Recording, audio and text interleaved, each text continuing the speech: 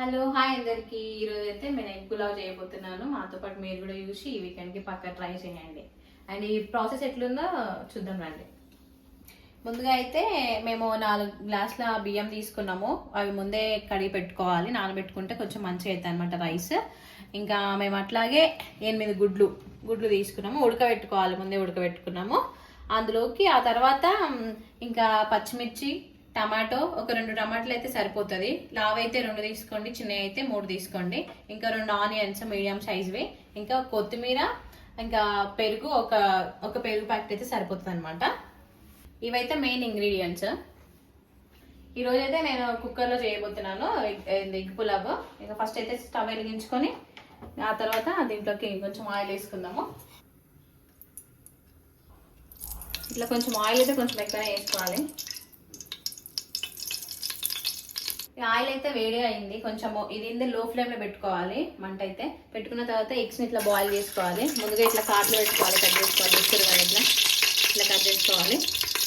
ఇప్పుడు eggs fry చేసుకుంటున్నాం కదా, ఇందులోకి కొంచెము ఉప్పు, కొంచెం కారము, కొంచెం గరం మసాలా ఇవన్నీ వేసుకొని ఒకసారి కలుపుకోవాలి. ఎగ్గుకి ఈ మసాలా, ఈ కారం కొంచెం అంటుకునేటట్టు నీట్గా మెల్లగా కలుపుకోవాలి. ఇక చూస్తారు కదా, ఎగ్ అయితే మంచిగా ఫ్రై అయిపోయింది. ఇక ఇప్పుడు బయటికి తీసుకున్నాము.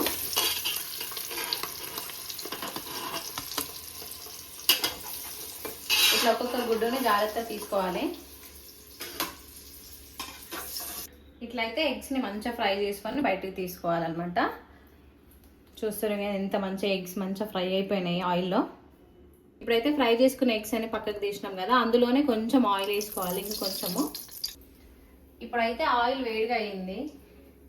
ఇందులో వేసుకోవడానికి ఒక యాలకులు, లవంగాలు, ఇంకా ఈ స్టార్, నాకైతే నేమ్ తెలియదు, ఇంకా ఈ చెక్క వేసుకోవాలి.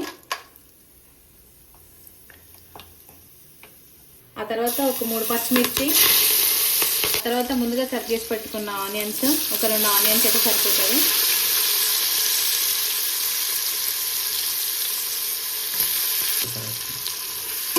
ఇట్లా ఒకసారి కలుపుకోవాలి. కొంచెం సాల్ట్ వేసుకోవాలి, ఎందుకంటే ఆనియన్స్ కొంచెం మంచిగా తొందరగా ఉడుకుతాయి. ఒక 2 నిమిషాలు అయితే ముట్ట మూసుకోవాలి ఫ్రై అయ్యే వరకు. ఇప్పుడైతే ఒకసారి ఆనియన్స్ ఉడికినాయో లేదో చూసుకుందాము. ఆనియన్స్ అయితే మ్యాక్స్ ఫ్రై అయిపోయినాయి మంచిగా. ఒకసారి కలుపుకొని కొంచెం అల్లం వెల్లుల్లి పేస్ట్, కొంచెం పసుపు వేసుకొని కలుపుకోవాలి.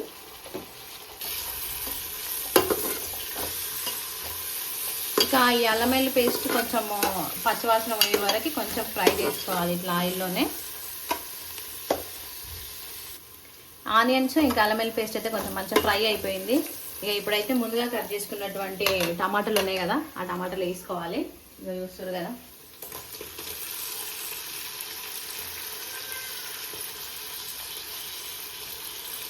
ఈ టమాటాలు వేసుకున్న తర్వాత మళ్ళీ ఒకసారి కలుపుకొని ఇవి కూడా ఆయిల్లో ఫ్రై అయ్యే వరకు కొంచెం ఒక 2 మినిట్స్ వెయిట్ చేస్తే ఫ్రై అయిపోతాయి.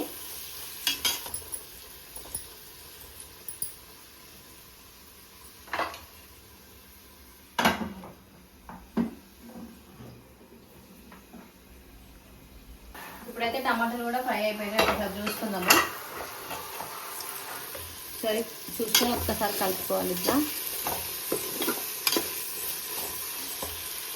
ఇక టమాటాలు ఫ్రై అయిపోయినాయి కదా, కొంచెం కారము, అంటే మీకు టేస్ట్కి తగ్గట్టు మీకు తినే స్పైసీనెస్ మీద తగ్గట్టు వేసుకోండి. కొంచెం గరం మసాలా ఇవన్నీ వేసుకొని ఒక్కసారి కలుపుకోవాలి.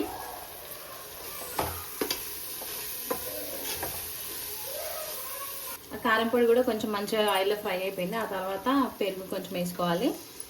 ఇట్లా ఒక కప్పు పెరుగు వేసుకొని ఒకసారి మంచిగా కలుపుకోవాలి.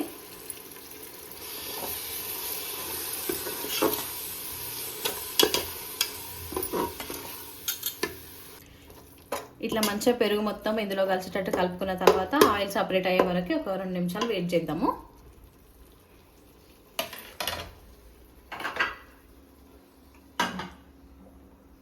ఒకసారి అయితే ఆయిల్ సపరేట్ అయిందో లేదో చూసుకుందాము.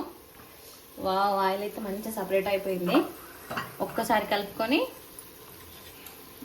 ముందుగా కడుక్కున్నాం కదా బియ్యము, ఆ బియ్యం వేసుకోవాలన్నమాట. ఇప్పుడైతే ముందుగా కడిగి నానబెట్టుకున్న బియ్యాన్ని వేసుకుంటున్నా.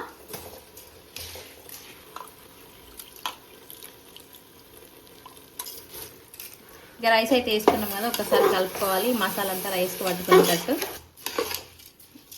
ఒకసారి మంచిగా ఇట్లా కలుపుకోవాలి. ఒక 2 నిమిషాలు మూత పెట్టుకుంటే ఏంటంటే ఆ మసాలా అంతా రైస్కి కొంచెం మంచిగా అంటుకుంటుంది. ఇప్పుడైతే రైస్కి మసాలా మంచిగా పట్టుకున్నది. ఇట్లా నీళ్ళు పోసుకున్న తర్వాత ఒక్కసారి ఇట్లా కలుపుకోవాలి. ఇందాక కలుపుకున్నాం కదా, ఆ తర్వాత ఇప్పుడు ముందుగా ఫ్రై చేసుకున్నటువంటి ఎగ్స్ని అయితే ఇందులో వేసుకోవాలి.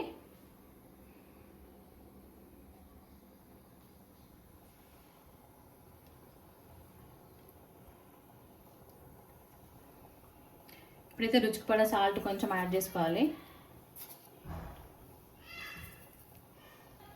ఆ తర్వాత కొంచెం కొత్తిమీర.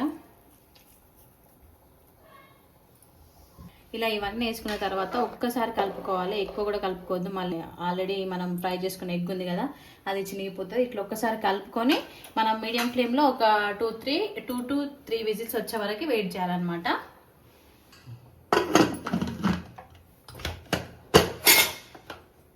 ఇప్పుడైతే కుక్కర్కి క్లోజ్ చేసుకున్నాము. ఒక 2 to 3 విజిల్స్ వరకు వెయిట్ చేద్దాము.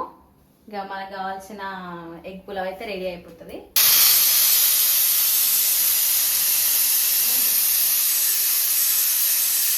ఇప్పుడైతే ఒకసారి చూసుకుందామా, విజిల్స్ కూడా అయిపోయినాయి. చూసుకుందాం ఒకసారి. వావ్, స్మెల్ అయితే మస్తు మంచిగా వస్తుంది. ఇక చూస్తారు కదా ఎంత బాగా అయిందో, చాలా బాగుంది చూడ్డానికి. అయితే టేస్ట్ కూడా మామూలుగా ఉండదు, స్మెల్ని చూసే చెప్పొచ్చు.